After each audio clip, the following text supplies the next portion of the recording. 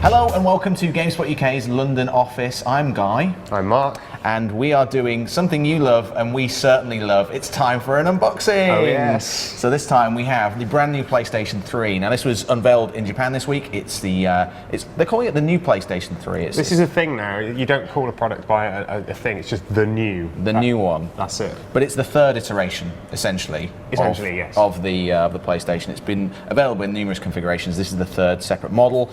It looks pretty nice. I mean, we've seen pictures of it from Japan. The pictures, in pictures, it looks pretty rough. Right. I've got to be honest. In my opinion, it's a 6-pinter. Right. But we'll see how it looks. We'll see how it looks in real life. Is it the plastic loading tray that is? Just looks a bit tacky, doesn't it? Right. Well, let's find out. Let's find out. So Sony UK sent over this model. It's going to be available September 25th, September 25th in the US, September 28th in Europe. So let's crack it open and see what it's like. This is literally the first time we've seen it. So Mark and I, this is going to be our honest reactions to this video. It's a controller. That's a controller. We all know what that looks like.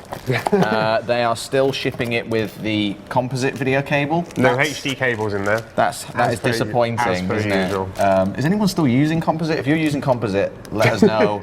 And we will correct you. If you're playing any of these consoles on a CRT, do let us know.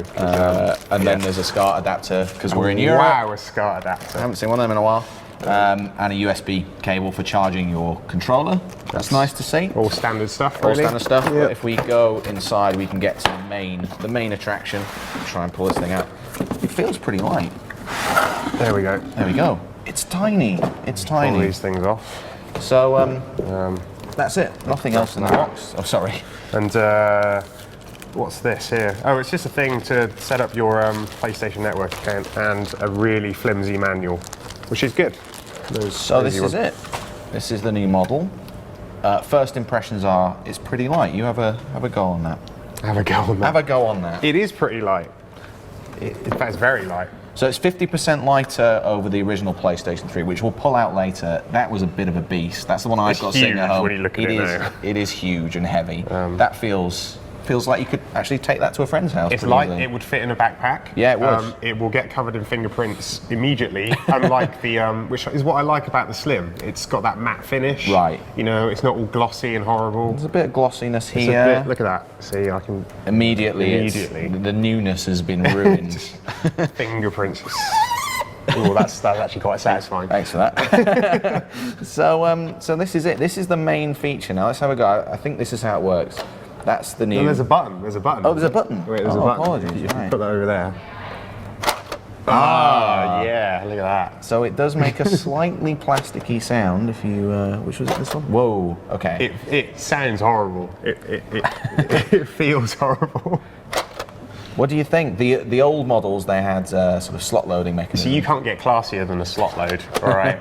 That's what they say. But a top loader, I mean, I like the retroness of it. Like I was speaking to Danny about this yesterday, and it very much reminds me of the old PlayStation 1. You know, you'd be like, oh yeah, it's got those weird nubbins you have to sort of clip the disc onto. Right. Okay. Which is sort of, you know, it's quite cool, I guess. Presumably that is cheaper to manufacture, though. I would think. I would think so. Yes. That's where they're making some of the cost savings. So we'll run down some of the costs later. Otherwise, the machine, if I flip it over to the back, is pretty much business as usual. You've got the AV out, which is this kind of Sony thing, isn't it? If you want to connect a composite or component, the AC in, so it's not got a separate transformer. No, separate power brick, which is great, actually.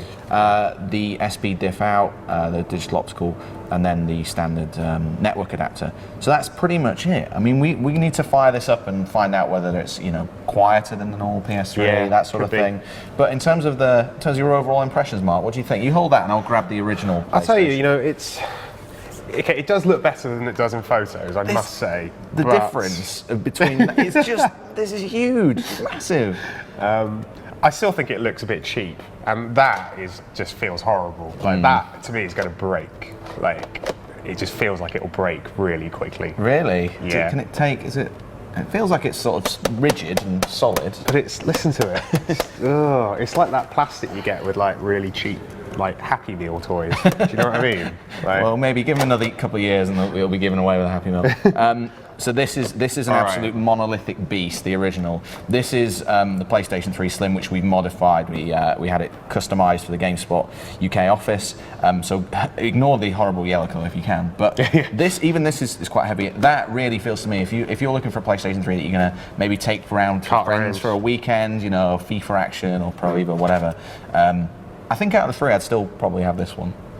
I'd have the Slim. I don't like glossy finishes. I'm sorry. They wind me up. I hate fingerprints. Fair enough. But yeah, it is smaller and it is nicer. I mean, compared to that original, this is ridiculous, isn't it? So let's run down some of the prices. So we live in the UK. It's weird over here. You can't set RRPs because it's illegal or something. Yes. So, but we've been on one leading retailer's website. So this is going to be £250. This is a 500 gigabyte hard drive in there.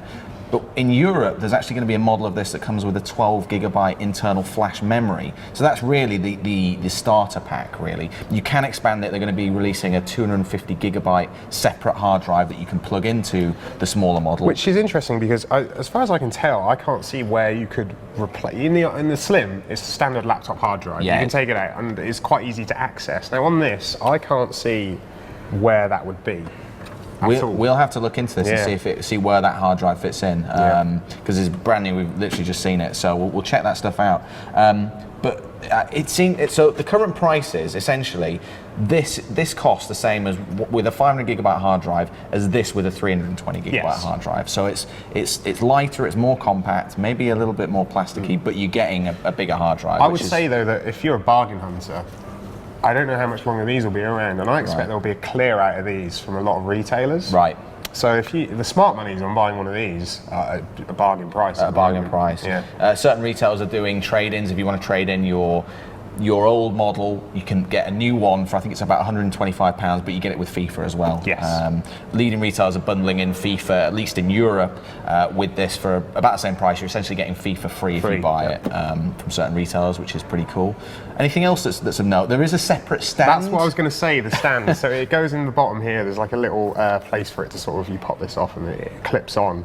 And that's €15 or $15. 15 euros. Or you could just pop it up and... It's pretty stable. It's not stable. It's not stable at all. But you know, you could makeshift your own stand out of, like, you know, some blue tack and some cardboard and save yourself 15 quid. So yeah, I'm sure it'd be fine without it. So hopefully you're staying on top of this. The details. It is a little bit confusing. The 12 gigabyte model is exclusive to Europe. I think Australia as well. So US and Japan not getting that, but Japan is getting a white model as well, which we're not getting. They're getting the sexy white model, which I personally would want. You want the white one? I like the white one. I thought white was less premium now. So you look at the Wii U, the cheap model's white, and then the expensive model's black. They're turning it on its head. Oh, that's the way it works. Yeah. It's going to be launching in the US at least on October 30th in conjunction with Assassin's Creed 3. That's the 500 gigabyte model. Yes. So if you're looking forward to Assassin's Creed 3, that's another option for you. But like I said, there's so many options. There's lots of stuff, lots of different configurations available. But that's the new model. There it is. It's there.